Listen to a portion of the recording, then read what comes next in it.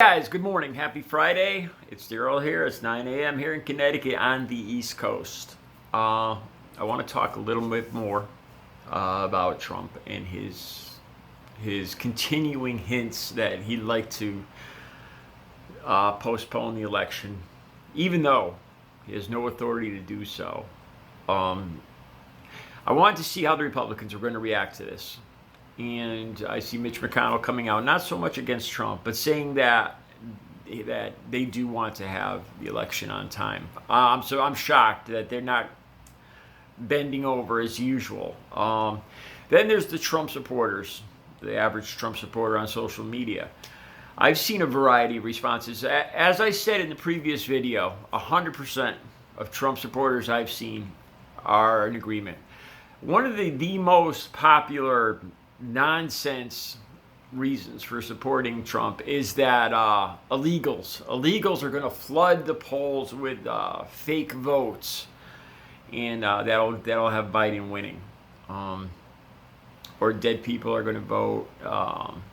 Then I saw a few responses from Trump supporters saying that this was all just a joke. It's Trump doing Trump again. It's Trump owning the libs. Let me tell you guys, this is no joke. This within the last month, it's not just the election. Him talking about postponing the election. There's the talk of money laundering. There's a talk of him giving a loan to Eastman Kodak. There's the issue with his resort, trying to get the golf tournament moved to his resort in Scotland. There's his Trump hotel in Washington. There's an avalanche of corruption coming out of this Trump White House.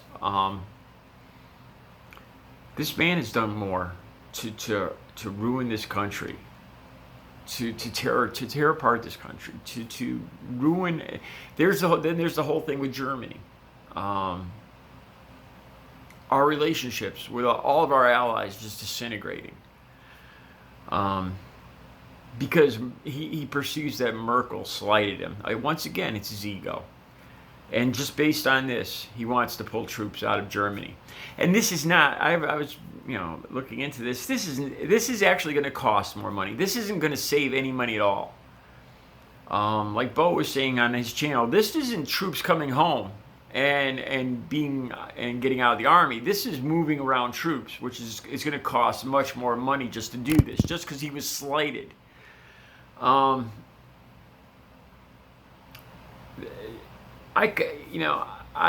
can't even believe what's happened in the last month. I think a lot of it has to do with Trump realizing that there's a good chance, there's a very large chance that he is not going to win in November. And he's already setting up the situation to call it a fake election or whatever. That's what he's doing. I think he floated this idea to see if his usual cult was going to back him with the election. He knows he can't do this. He knows he has no power to move the election. I think he floated it out there, and he's still floating it out there to see if he's going to get backing from the Trump supporters and from the Senate and Congress. I'm glad to see that Mitch McConnell has some guts and is saying that no, we're going to have the election on time. I think. And then in Portland, I think that was another huge misstep by Trump. I think he miscalculated how much America is evolving with the whole police brutality, the racial situation in America. I think he overestimated how much that he thought America was going to cheer on him sending this law and order. Sending these troops to Portland. And for the most part, I mean, a lot of his supporters went along with it. But the pictures of mothers, of women, of people being thrown into vans, Trump supporters are still saying they go along with it, but there's a lot, his support is dropping off. And now they pulled the protesters, they pulled the troops out of Portland. And last night was one of the most peaceful nights in the last week. So it's not the protesters that are causing this at all. it was the presence of the Trump troops in Portland. Will he still send his troops to Milwaukee, to Detroit, to Cleveland? Who knows? Who knows? This is one of the most unstable, mentally unstable people to ever, most mentally unstable politicians ever, I think.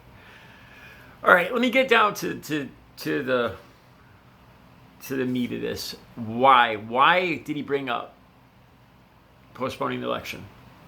I'm going to tell you exactly the first thing I thought of, the thing I still think. I think it has to do with the coronavirus. I think he thinks that if he can stay in office for another month or 2 months, if he can make it past this vaccine actually being brought out and used on the populace, on civilians being actually used and appearing to work, he's going to have saved the world. He's going to have saved America. That will be his selling point. That's what he's trying to do.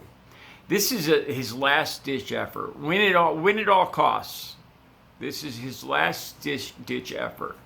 I think he floated the idea out there, like I said, to see if he might actually be able to get away with it. I think deep down, I think he probably thought he had a 50-50 chance of actually getting away with moving the election. Who knows? Who knows? What he's done, though, is once again laid the groundwork for if and when he is voted out in November, to say, "Oh, yeah, see, I said it was going to be a fake election," and and he's going to make us stink. I love the fact that Joe Biden is saying that he will evict Trump's ass out of that White House. I love it. Biden has said a couple times that we have ways of evicting trespassers from the White House. Oh, man, that's one of the best things I've ever heard Biden say. I loved it. But yeah, this is what I think it's about. I think he's a man that is just used to getting his way his whole life. He's gotten his way his whole life. He holds grudges. He underhanded. He'll do anything. Anything. Morals are irrelevant to this man. The Constitution is irrelevant to this man. Once this all starts to sink in, I hope the Trump supporters that are out there that really do love America will understand, will see what's going on here. That this is about Donald Trump. This isn't about America. This isn't about the United States. This is about Donald Trump staying in power. This is about Donald Trump enriching Donald Trump. Like I said, it's not just this election thing. In the last month, there's talks of money laundering in the Trump family, like I said, and then in Scotland with his resort, and there's an avalanche of stuff that's coming out that people can't even keep track of. This man is so corrupt that it's hard for the media and the average citizen to keep track of the corruption. Just as I was driving back here this morning, I just thought about it, and this man has done more harm to this country in the last 3.5 years. Look across the world. Are there any Trump supporters out there that really believe that we look better in the world right now because of him? I honestly don't think a Trump supporter could look me in the eye and say, yeah, he's done more to improve our standing in the world right now. Look where we are with the coronavirus. Look where we are with everything. I think the world was laughing at us first, and then I think they went through a period where we look pathetic. As more Americans are dying, as more Americans are just selfish and refusing to wear masks. I think, and look, we're outcasts. How many nations in the world are we still allowed in? What's Trump going to bring up? Is he going to start talking about building his wall again for 2020 for his election? No, I don't think so, because Mexico wants to build a wall to keep us out.